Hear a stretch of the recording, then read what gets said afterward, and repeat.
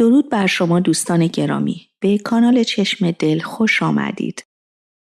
آیا تا به حال فکر کردید که چرا بعضی از افراد می توانند زندگی خود را به طور کامل متحول کنند، در حالی که بسیاری از ما در الگوهای تکراری و محدود کننده گرفتار می شویم؟ آیا ممکن است قدرتی در درون ذهن و بدن ما وجود داشته باشد که فراتر از آن چیزی باشد که تا کنون تصور کرده ایم؟ در این ویدیو با یکی از آموزه‌های ارزشمند دکتر جو دیسپنزا آشنا می‌شویم. پژوهشگر، نویسنده و سخنرانی که سالها درباره ارتباط میان ذهن، احساسات، مغز و واقعیت زندگی انسان مطالعه کرده است.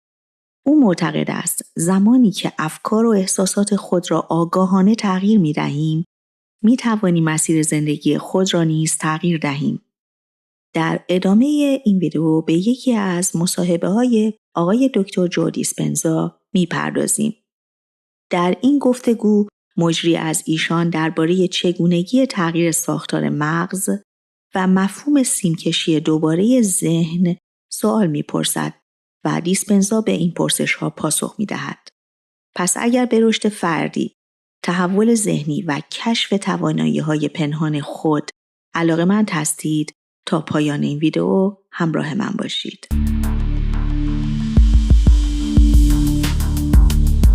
ابتدا مجری از ایشان میپرسند: میخوام صحبت را با موضوعی شروع کنم که تاکنون هرگز به صورت عمومی درباره آن صحبت نکردم. بارها پیش آمده که بعد از ضبط یک پادکست موفق یا پس از رسیدن به یک دستاورد مهم با خودم فکر کردم امروز روز بزرگی بود. اوضاع زندگیم خوب پیش می رود. درآمد دارم، موفق هستم و احساس می کنم کار مهمی انجام دادم. اما عجیب اینجاست که شب وقتی به خانه برمیگردم و آماده خواب می شوم، ناگهان افکاری به سراغم می آیند.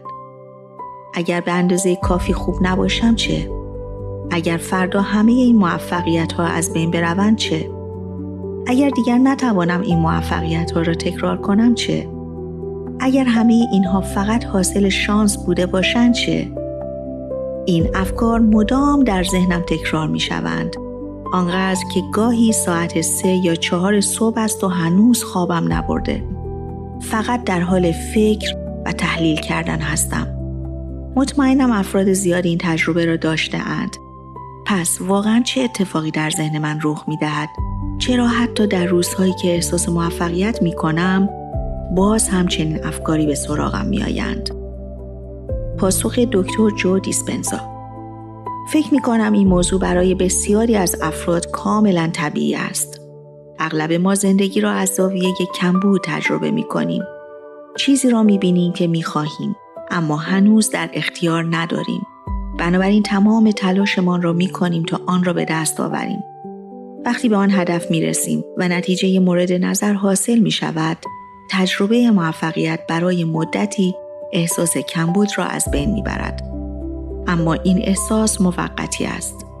بعد از مدتی همان حس کمبود دوباره باز می گردد و ذهن شروع می کند به پرسیدن سوالهایی مانند: اگر دوباره موفق نشوم چه؟ اگر همه چیز را از دست بدهم چه؟ ما در حقیقت خود متوجه شده ایم که وقتی افراد وارد این چرخه فکری می شوند و دائما زندگی خود را تحلیل و مرور می کنند، در واقع عملکرد مغزشان را بدتر می کنند. وقتی مدام درباره نگرانی ها و ترس ها فکر می کنید، توجه خود را روی یک موضوع محدود متمرکز می کنید. علت این تفاوت هورمون های استرس هستند. مواد شیمیایی ناشی از استرس مغز را در حالت بقا قرار می دهند. در این حالت ذهن مدام این پیام را تکرار می کند: اگر همه چیزهایی را که به دست آورده‌ام از دست بدهم چه؟ مشکل اینجاست که وقتی در چارچوب این احساسات فکر می کنید، در واقع مغز خود را وادار می کنید که همان احساسات را بیشتر و بیشتر تجربه کند. به این ترتیب وارد یک حلقه معیوب می شوید. هرچه بیشتر نگران می شوید، استرس بیشتری تولید می کنید و هرچه استرس بیشتر شود، افکار نگران کننده بیشتری ایجاد می شوند. در واقع شما فقط با افکارتان پاسخ استرس را در بدن فعال می کنید. جالبتر این که مواد شیمیایی ناشی از استرس می توانند اعتیاد آور باشند. بسیاری از مردم حتی نمی دانند که به این وضعیت معتاد شده اند. آنها دائما خود را در شرایطی قرار می دهند که آدرنالین بیشتری ترشح شود. وقتی در وضعیت بقا قرار دارید، توجه شما بسیار محدود و متمرکز می شود. افراد شروع می کنند به تحلیل بیش از حد خودشان، زندگیشان و آیندهشان. و نتیجه این است که حتی زمانی که به چیزهایی که می خواستند رسیده اند، باز هم مغزشان را در شرایط نامناسب نگه می دارند.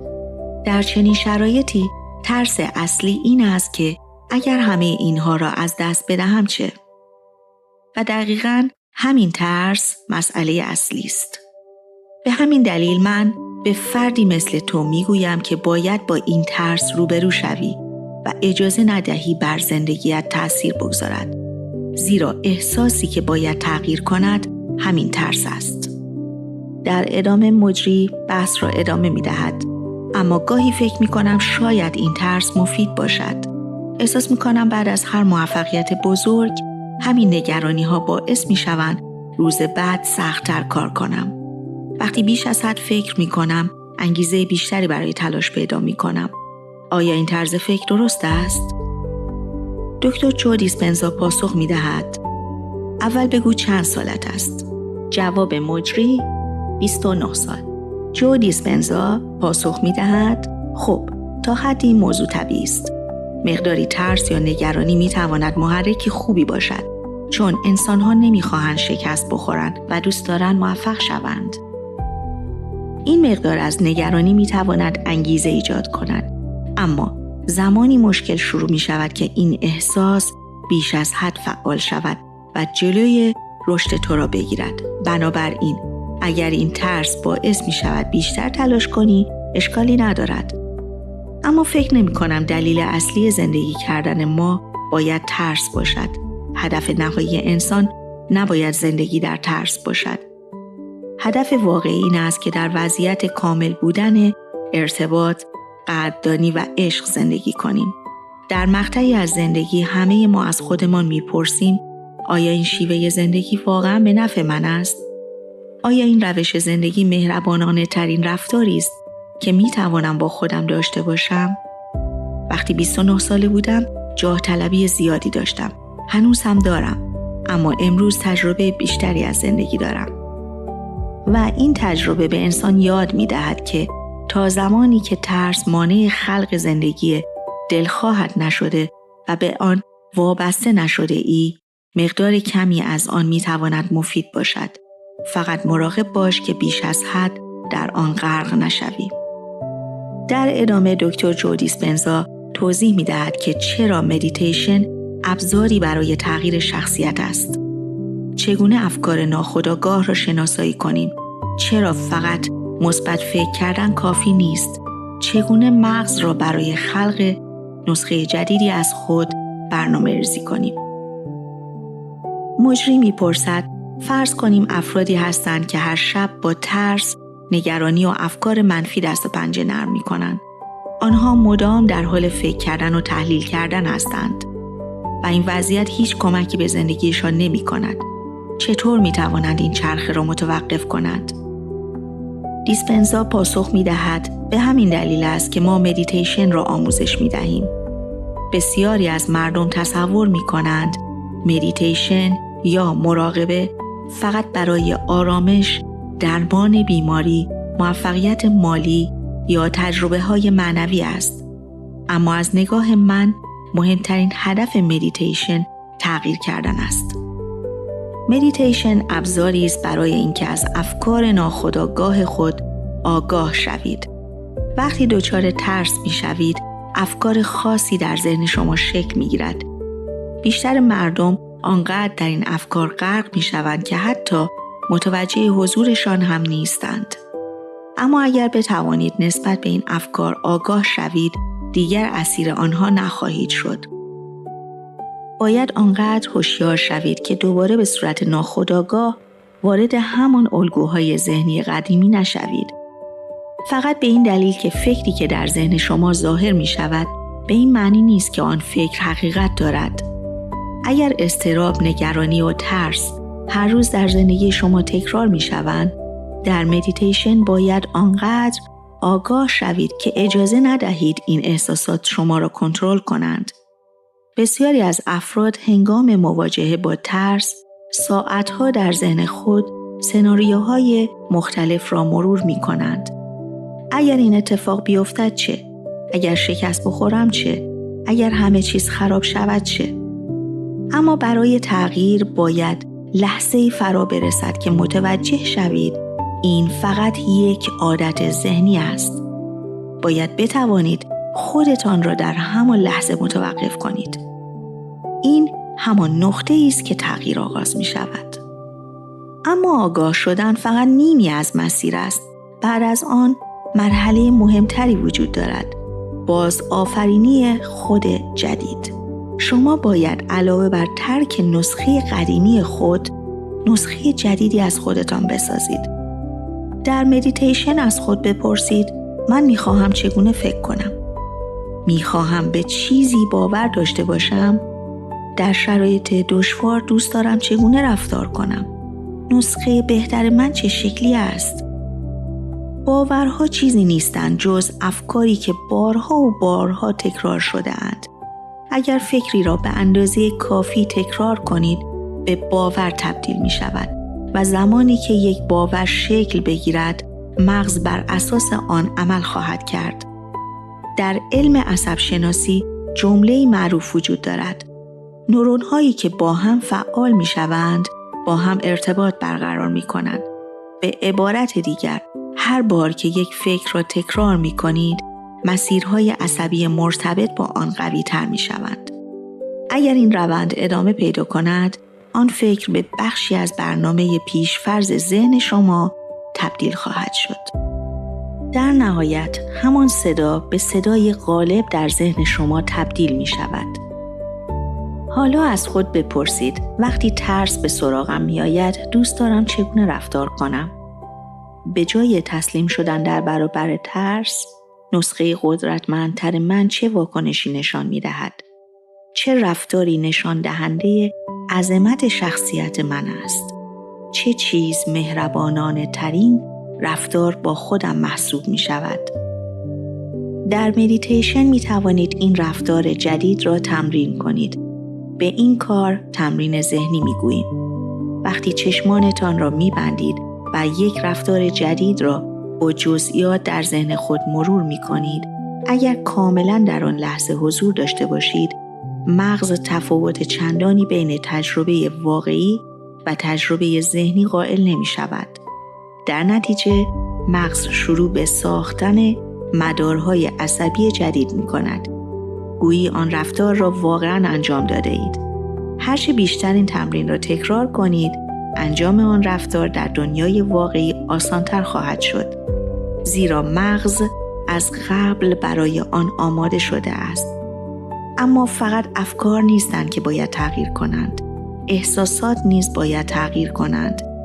اگر هر روز با ترس زندگی می کنید، نمی توانید صرفاً با گفتن چند جمله مثبت زندگی خود را متحول کنید. راه حل واقعی این است که احساس جدیدی را تمرین کنید. مثلا به جای ترس، قدردانی را تمرین کنید. از خود بپرسید: چند بار می توانم احساس سپاسگزاری را در وجودم ایجاد کنم؟ هر بار که این احساس را در خود زنده می کنید، بدن شما مواد شیمیایی جدیدی تولید می کند. اگر این کار را بارها تکرار کنید، بدن به این احساس جدید عادت می کند و به مرور زمان سپاسگزاری، آرامش و اعتماد به بخشی طبیعی از وجود شما تبدیل می شوند. مشکل بسیاری از افراد این است که وقتی احساس بسیار بدی دارند، سعی می کنند مثبت فکر کنند. اما این روش معمولاً جواب نمی دهد. کار واقعی این است که قبل از ورود به آن وضعیت ذهنی خودتان را آماده کنید. صبحها یا قبل از خواب به خودتان یادآوری کنید امروز وارد آن چرخه فکری قدیمی نخواهم شد.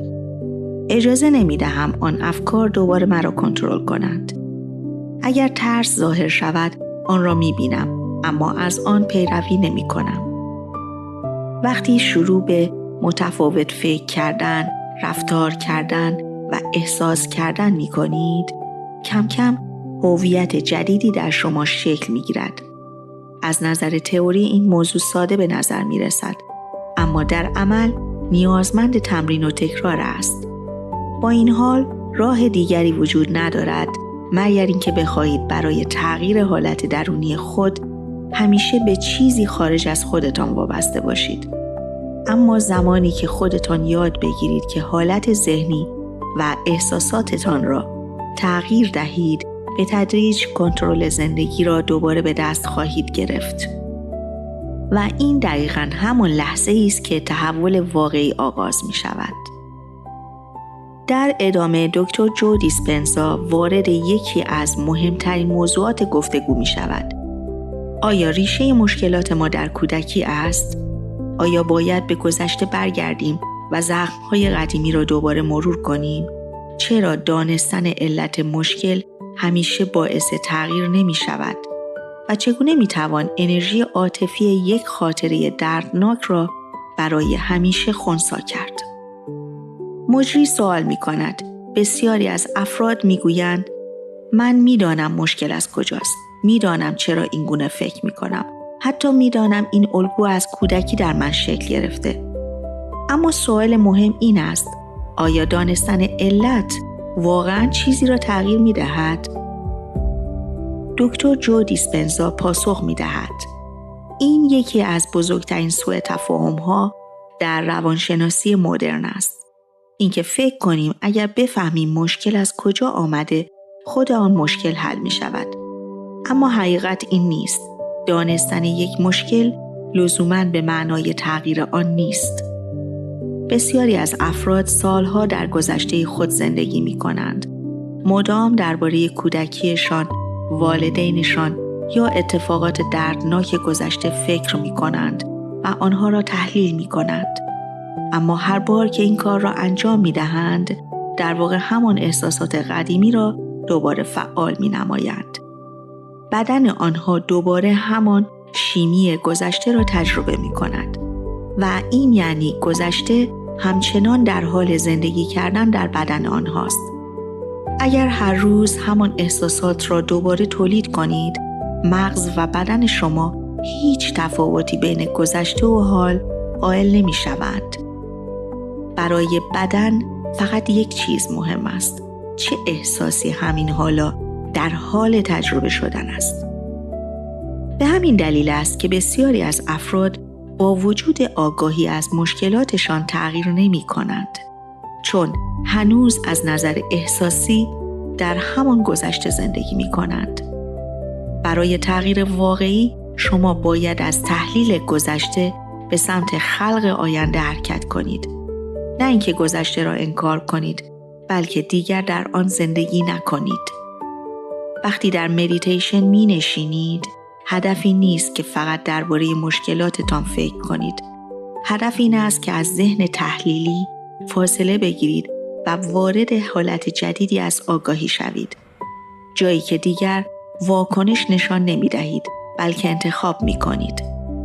در این حالت شما شروع می کنید به تمرین یک نسخه جدید از خودتان. نسخه‌ای که دیگر بر اساس ترس تصمیم نمی‌گیرد، بلکه بر اساس آگاهی عمل می‌کند. اما نکته مهم اینجاست: بدن شما به احساسات قدیمی معتاد شده است. ترس، نگرانی، خشم یا حتی غم، اینها می‌توانند برای بدن آشنا و عادی باشند. به همین دلیل است که تغییر در ابتدا ناراحت کننده به نظر می‌رسد، چون شما در حال ترک یک نوع وابستگی احساسی هستید. برای همین وقتی شروع به تغییر می کنید، ممکن است ابتدا احساس کنید چیزی در حال کم شدن است. اما در واقع شما در حال جدا شدن از یک هویت قدیمی هستید. هویت شما فقط مجموعه ای از افکار نیست، بلکه ترکیبی از افکار، احساسات و رفتارهای تکرار شونده است. اگر این 3 مورد را تکرار کنید، تبدیل به شما می شوند. پس اگر می خواهید خودتان را تغییر دهید، باید این چرخه را بشکنید. فکر کردن به شکل جدید، احساس کردن به شکل جدید و رفتار کردن به شکل جدید. و این کار فقط با آگاهی لحظه به لحظه امکان پذیر است. در ابتدا ممکن است سخت باشد، چون ذهن قدیمی دائما شما را به گذشته برمیگرداند. اما هر بار که متوجه این الگو می‌شوید و انتخاب متفاوتی می‌کنید، در حال بازنویسی مغز خود هستید. و این همان نقطه‌ای است که تغییر واقعی آغاز می‌شود. وقتی دوباره قربانی گذشته نیستید، بلکه خالق آینده خود می‌شوید. در نهایت مجری می‌پرسد: سوال اصلی این است: اگر گذشته را تحلیل نکنیم، اگر ترس را کنار نگذاریم و اگر صرفاً مثبت فکر کردن کافی نیست، پس راه حل واقعی چیست؟ دکتر دیسپنزا پاسخ می‌دهد: تغییر واقعی زمانی اتفاق می‌افتد که شما تصمیم بگیرید دیگر همان فرد قبلی نباشید. نه فقط در سطح فکر، بلکه در سطح احساس و عمل.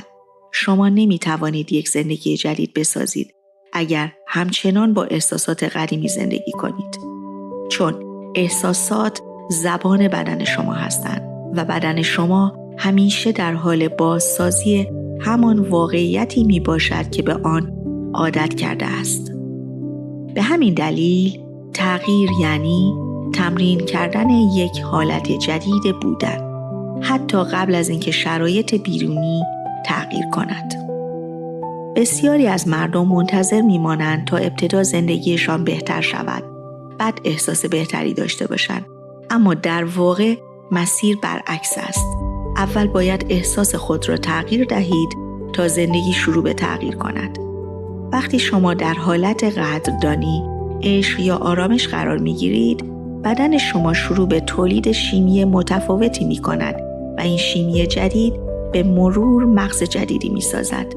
در این نقطه است که شما دیگر اسیر گذشته نیستید، بلکه در حال ساختن آینده‌ای می باشید که هنوز تجربه نکرده اید. اما این کار نیاز به تمرین دارد. نه یک بار، نه 2 بار، بلکه تکرار روزانه. هر روزی که انتخاب می کنید متفاوت فکر، احساس و رفتار کنید، در حال تغییر مسیر زندگی خود هستید. و شاید مهمترین نکته همین باشد: شما قرار نیست کامل باشید، فقط کافی است آگاه باشید. و هر بار که متوجه شدید به الگوی قدیمی برگشته اید، دوباره انتخاب جدیدی انجام دهید. این همان لحظه‌های کوچک تغییر هستند که در نهایت یک زندگی کاملا جدید می‌سازند. خب، در انتها اگر این پیام برای شما الهام بخش بود، یادتون باشه که تغییر واقعی از بیرون شروع نمیشه، بلکه از درون آغاز می‌گردد. از یک فکر جدید، یک احساس جدید و یک انتخاب جدید. امیدوارم که این ویدیو مورد توجه شما واقع شده باشه. اگر دوست داشتید خوشحال میشم که کانال رو سابسکرایب کنید و ویدیو رو با کسانی که فکر میکنید که بهش علاقه‌مند باشن به اشتراک بگذارید. تا ویدیوی بعد، روز و روزگارتون خوب و خوش. خدا نگهدار.